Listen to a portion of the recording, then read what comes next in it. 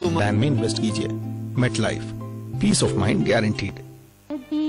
से तुझसे मिलने जिया बेकरार था, जिया बेकरार था, आज भी है और कल भी रहेगा, सदैव रहेगा।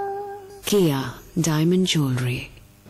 For all your broking needs, trust the one that India trusts. Hem Securities Limited. Group existence since 1981, covering 20 states and 125 cities across India, offering a whole host of broking products. Contact us and open an account now with Hem Securities, India's leading stock broking firm.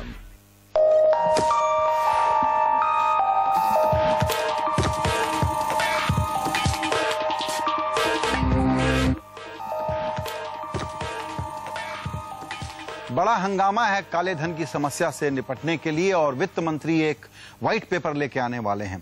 CNBC आवाज की एक छोटी सी कोशिश है कि देश के कुछ जाने माने विशेषज्ञों के साथ वो राय लेके सामने आ सकें, वो सुझाव लेके सामने आ सकें और हम उम्मीद करें कि वो प्रणब बाबू के व्हाइट पेपर में उसकी कुछ झलक देखने को मिले। भाई साहब, आपके पास आऊंगा। जैसा हमने अभी पहले भी चर्चा की कि इस वक्त जो सरकार बता रही है कि हम बहुत सारे एग्रीमेंट साइन कर रहे हैं, फिर हमको इन्फॉर्मेशन मिल जाएगी, उससे हम जो बाहर पैसा गया उसको वापस ले आएंगे। आपको ये कदम मीनिंगफुल लगता है क्या कि इससे ब्लैक मनी की समस्या समाप्त हो जाएगी और लोग पैसा वापस लाना शुरू कर देंगे? मैं समझता हूँ बेकार की बात है, क्योंकि पैसा उधर नहीं है। अगर आप न्यूज आइटम पढ़ेंगे तो आपको पता चलेगा कि जब से यूनाइटेड स्टेट्स ने स्विट्जरलैंड पर मूव करके उनका जो चोरी का पैसा हुआ वो वापस लेकर आए और जर्मनी में भी किया, तो स्विट्जरलैंड में बैंक डिपॉजिट कम हो गया। जब तक भारत सरकार ने स्विट्जरलैंड से बात करना शुरू कर दी तो जो भारतीय लोगों का जो डिपॉजिट था वो भी कम हो गया है। मैं समझता हूं कि जो पैसा उधर स्विट्जरलैंड में था वो तो कम हो गया है, अभी तो वापस तो आ रहा है क्योंकि रेमिटेंस ज्यादा हो गए हैं और एक्सपोर्ट भी कुछ सस्पिशियस एक्सपोर्ट हो रहे हैं भारत में। तो मैं समझता हूं कि ज्यादा से ज्यादा पैसा वहां से आ गया है। अभी जो पैसा है उतना ज्यादा नहीं है। करीब मैं समझता हूं कि मेरी 50 बिलियन डॉलर्स होगा। कोई एस्टिमेट होगा कि 50 बिलियन या 60 बिलियन या 70 बिलियन डॉलर्स का एस्टिमेट होगा। करीब 100 बिलियन से ज्यादा एस्टिमेट ब्लैक मनी उतना नहीं होगा। लेकिन जो अभी इनकम टैक्स डिपार्टमेंट ने एक इंफॉर्मेशन पूछने का तरीका चुना है कि जो रेजिडेंट है उनको डिक्लेयर करना पड़ेगा कि उनके फॉरेन बैंक अकाउंट में कितना पैसा है, वो बहुत अच्छा है। उससे उनको पता चलेगा कि कितना पैसा भारत के बाहर है, वो ऑफिशियल डिक्लेयर है। अगर दूसरे देशों से कुछ इंफॉर्मेशन वापस आएगा कि ये पैसा उनके नाम पर ज्यादा है या तो बेनामी ज्यादा है, उनको प्रोसिक्यूट करके जेल में डालना पड़ेगा। तो मैं समझता हूं कि भारत की समस्या ये है कि 1 lack of political will, 2 lack of investigation ability, 3 lack of corruption, और ये 3 चेंज करना बहुत मुश्किल है। सो मैं समझता हूं कि अगर पॉलिसी स्टेप्स दे तो ब्लैक मनी जनरेशन कम हो जाएगा। 4-5 साल में ब्लैक मनी का इंपैक्ट भी भारत में कम हो जाएगा और ये जो इंफॉर्मेशन है वो तो मार्जिनल इंपैक्ट होगा, लेकिन ज्यादा इंपैक्ट नहीं होगा। ओसवाल साहब, आपका रिएक्शन इस पर? देखिए, एक तो आप भाई साहब बोल रहे हैं उसमें थोड़ी बात बिल्कुल सही है और संघवी साहब ने भी कुछ स्टेटमेंट किया था अभी थोड़ी देर पहले कि उसको पैसा कैसे लाना चाहिए।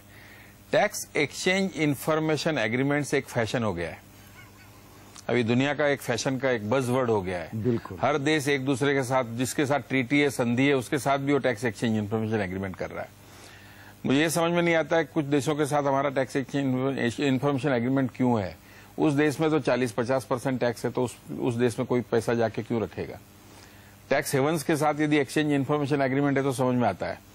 लेकिन एक बात यह है कि ये सभी एग्रीमेंट रेट्रोस्पेक्टिव नहीं है, कुछ भी सब प्रोस्पेक्टिव है। और भाई साहब ने अभी बताया बिल्कुल सही कि ये पैसा तो ऑलरेडी मूव हो चुका है। बिल्कुल, अभी यदि स्विट्जरलैंड में वो पैसा है ही नहीं तो एक्सचेंज ऑफ इन्फॉर्मेशन से आप क्या कर पाओगे? बिल्कुल कुछ नहीं कर पाएंगे। तो दूसरी बात यह है कि एक्सचेंज ऑफ इन्फॉर्मेशन एग्रीमेंट उसको लगता है जो यदि रेसिडेंट है, जो भी मेजर रेसिडेंट इंडियन है और जिसका मोटा पैसा बाहर है, वो अपना घर में से कोई एक कॉन्फिडेंशियल आदमी जो एक आधा बंदा है उसको नॉन रेसिडेंट बना देता है। और यदि वो नॉन रेसिडेंट है तो उसके लिए तो एक्सचेंज ऑफ इन्फॉर्मेशन एग्रीमेंट लागू नहीं होता है। तो पैसा यदि वो होल्ड कर रहा है तो आप क्या कर पाओगे उसके लिए, उसके सामने? या तो वो किसी को नॉन रेजिडेंट बना देता है या वहां के किसी नागरिक का नाम किराए पर ले लेता है? नहीं, वो बात दूसरी है, वहां तो रिस्क है थोड़ी बहुत। लेकिन यदि मेरा ही बेटा यदि मेरा नॉन रेसिडेंट बन जाता है तो फिर और वो पैसा होल्ड कर रहा है, विच इज वास्तविकता है जो, बिल्कुल, तो आप क्या कर पाओगे?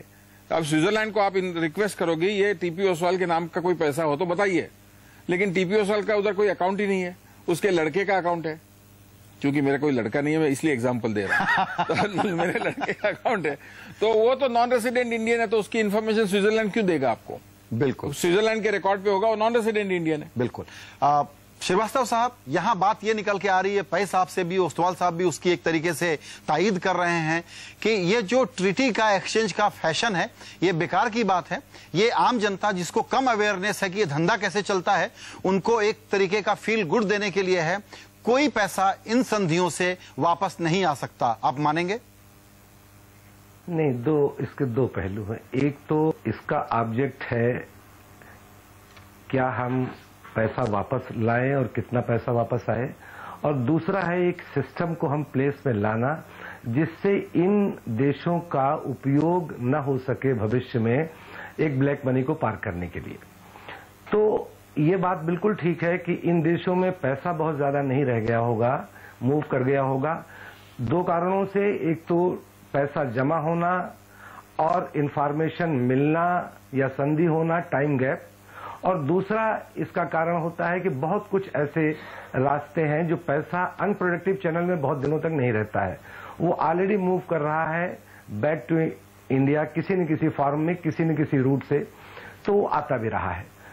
तो एक तो ये पहलू, तो ये बात बिल्कुल जहां तक पाई साहब ने कहा या ओसवाल साहब ने कहा, वो बिल्कुल बात ठीक है कि बहुत कुछ ज्यादा वहां से पैसा आने की उम्मीद नहीं है, लेकिन एक डिटरेंस जरूर क्रिएट होता है इस चीज से कि आपने एक इंफॉर्मेशन वहां से ली और उन चीजों में उनके अगेंस्ट प्रोसीड किया, तो आगे एक डिस्करेज होते हैं लोग फर्दर वहां पार करने के। बिल्कुल, ये डिटरेंस तो होता है, लेकिन मैं ये समझता हूं, विपिन आपसे पूछूंगा कि ये इतना बड़ा सिग्निफिकेंट कंपोनेंट है पैसे का, जिसको यहीं पर रहने देने या व्हाइट में लाने की कोशिश करनी है कि हमारी ऑफिशियल इकोनॉमी में आ जाए।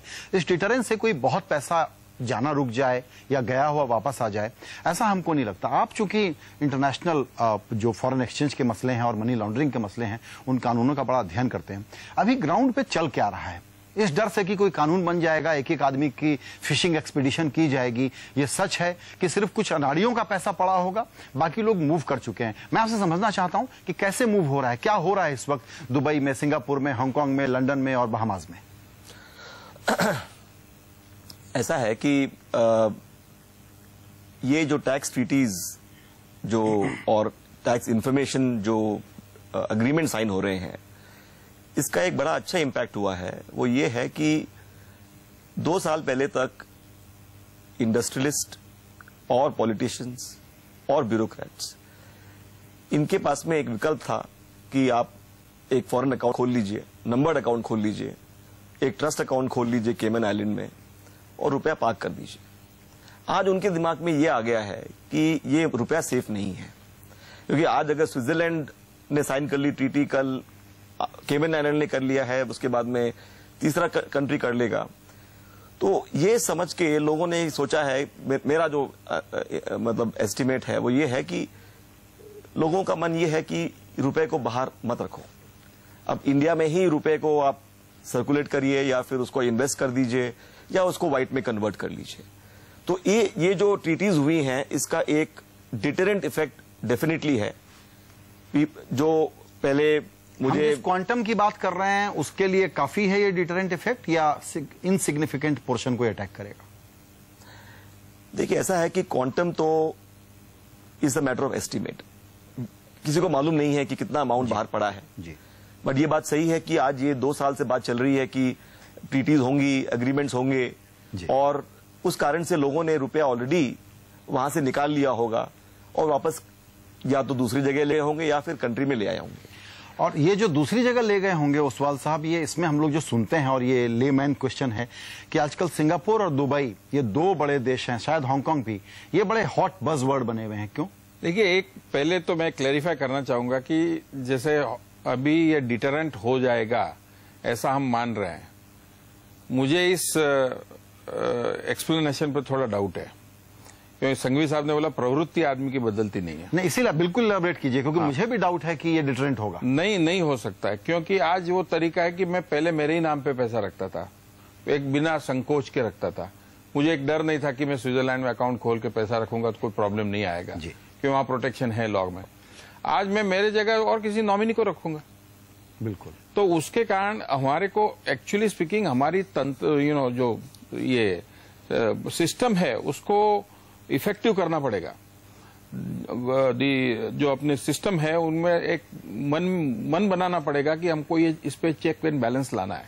बात वहीं आ गई कि मन बनाना पड़ेगा, और ये मन बनता है पॉलिसी मेकर से, यानी वो पॉलिटिकल विल है कि नहीं कि काले धन की समस्या पर हमला करने के लिए कुछ बड़े ईमानदार कदम उठाए जाएं। और क्या सुझाव हो सकते हैं, हम अपने विशेषज्ञों से जानेंगे इस छोटे से ब्रेक के बाद।